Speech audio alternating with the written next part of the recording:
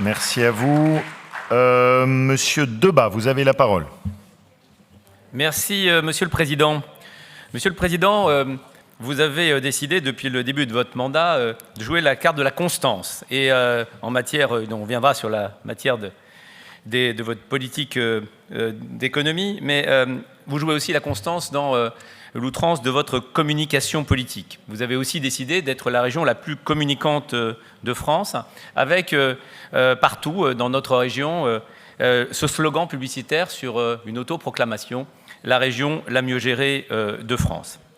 Cette communication vous paraît elle est probablement habile, peut-être même en êtes-vous satisfait, même si elle commence à devenir lourde pour un certain nombre de nos concitoyens. Elle est aussi coûteuse et surtout, elle vise à faire croire quelque chose qui n'existe pas. Elle me fait penser à cette formule de Baudrillard, Jean Baudrillard, qui disait que le simulacre est une simulation, feindre d'avoir ce que l'on n'a pas.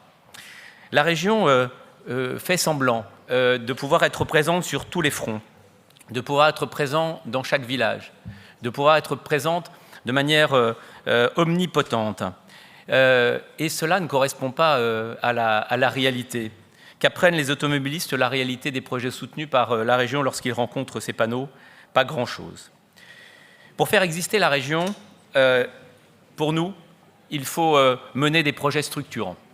Nous en avons mené dans le passé, pas tous, mais que vous livrez aujourd'hui, parce qu'ils ont été engagés avant vous. L'Ouest lyonnais, le Léman Express, la grotte Chauvet, le cadencement, les pôles de compétitivité. Et moi, je vous pose la question, Monsieur le Président, quels sont les grands projets que vous léguerez à l'issue de votre mandat? Est-ce que ce sera le RER métropolitain entre Lyon et Saint-Étienne? Est-ce que ce sera l'amélioration structurelle du Lyon-Clermont? Est-ce que ce sera la réorientation pour de la production énergétique renouvelable? Est-ce que ce sera une offre nouvelle dans les TER? Est-ce que ce sera la rénovation urbaine ou une vaste politique d'économie d'énergie dans l'habitat public et privé? Malheureusement, je ne le pense pas. Venons-en à ce qui est votre grande œuvre, mise en œuvre par votre grand vizir. J'ai nommé le vice-président Étienne Blanc, la diminution des dépenses de fonctionnement, pompeusement qualifiée d'économie dans le gaspillage administratif de la région et dont la baisse serait le symbole de la bonne gestion. Ça me fait penser, vous savez, Monsieur le Président, à Gérard Majax. Gérard Majax, il a une qualité, c'est qu'il fait de la grande illusion.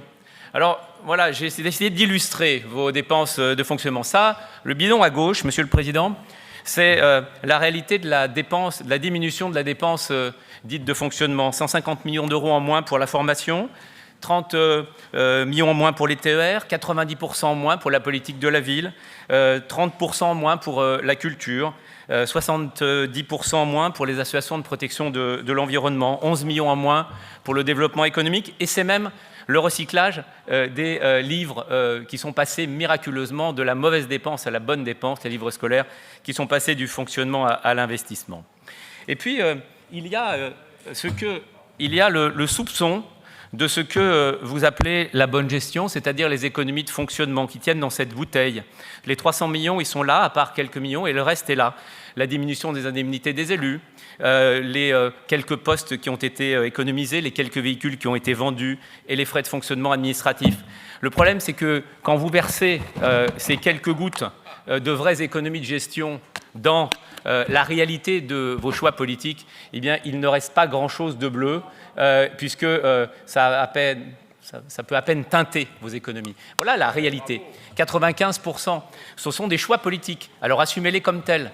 Diminuer la formation, diminuer le soutien aux politiques culturelles et économiques, ce sont vos choix, ce ne sont pas les nôtres. Simplement, n'essayez pas de faire croire que c'est de la bonne gestion, alors qu'il s'agit en réalité de choix politiques que vous assumez et que vous devez assumer. Venons-en simplement à deux observations liminaires. Terminales. D'abord, vous nous proposez la règle d'or. La règle d'or telle qu'elle est formulée, personne ne la contestera, Monsieur le Président, parce que c'est la loi. C'est le fait que les dépenses de fonctionnement soient couvertes totalement par des recettes de fonctionnement. Ça a toujours été le cas et fort heureusement, sinon notre collectivité aurait été dans l'illégalité. Faut-il par ailleurs se plaindre, et est-ce que notre groupe se plaint de la diminution de la dette? Certainement pas, Monsieur le Président. Certainement pas parce que maîtriser la dette, c'est un objectif. Vous l'avez dit tout à l'heure, c'est même M. Perrault qui l'a dit, la capacité de désendettement de la région en 2015, c'était 6,6 années. C'est-à-dire qu'à aucun moment nous n'étions dans un seuil critique. Nous étions dans une situation de dette contenue, même si évidemment elle ne devait pas augmenter à 8, 9 ou 10 années. Simplement pour nous, l'objectif n'est pas seulement la rectitude des comptes, c'est de savoir aussi pourquoi on s'endette et pourquoi on investit. Oui, pour nous, Monsieur le Président, si vous nous proposez demain, comme vous l'avez évoqué, des investissements majeurs sur la rénovation énergétique de l'habitat public et privé, dans lequel le gouvernement erre, sur lequel le Parlement ne vote pas de politique réellement incitative et qui vient même de revenir en arrière. Si vous nous proposez d'avancer sur la rénovation des logements publics et privés, nous vous suivrons, Monsieur le Président, et nous sommes même prêts à accepter un peu de dette parce que ce sera de l'investissement bien placé. Idem pour créer des économies d'énergie dont le gouvernement et la majorité se préoccupent insuffisamment. Alors oui, banco, Monsieur le Président, si vous nous proposez d'avancer dans ce domaine, nous serons à vos côtés, je vous le dis. Idem, si vous nous proposez, dans le cadre de la préparation du futur CPER, que nous vous engageons dans un vœu demain de préparer dès maintenant, eh bien, nous pourrons vous suivre sur un certain nombre d'investissements structurants si vous en prenez l'initiative et nous serons prêts à ce moment-là à accompagner certains de vos choix.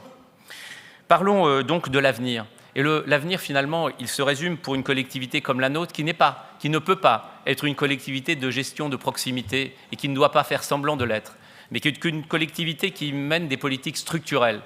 C'est finalement comment demain la région peut orienter les collectivités territoriales, les entreprises, les citoyens vers ce qu'on appelle les transitions, c'est-à-dire se déplacer autrement, produire autrement, se chauffer différemment, multiplier les économies d'énergie. Et finalement, c'est cela qui est notre grande œuvre. Nous n'avons pas envie d'attendre 1 an et demi pour que ce soit seulement la campagne électorale qui traite ce sujet. Nous sommes prêts à avancer maintenant parce que perdre 1 an, c'est perdre 1 an de trop.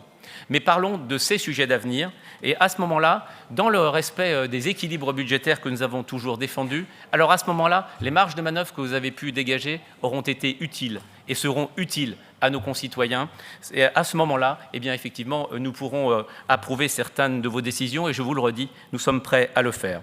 Mais c'est ce que ne fait pas ce document d'orientation budgétaire. Ce sont vos choix. Nous les respectons, mais nous ne les partageons pas. Et ce document d'orientation budgétaire et surtout demain, le budget qu'il prépare, Monsieur le Vice-président, ne sera pas non plus le nôtre. Je vous remercie. Merci beaucoup. Monsieur Debat, quand je vous écoute,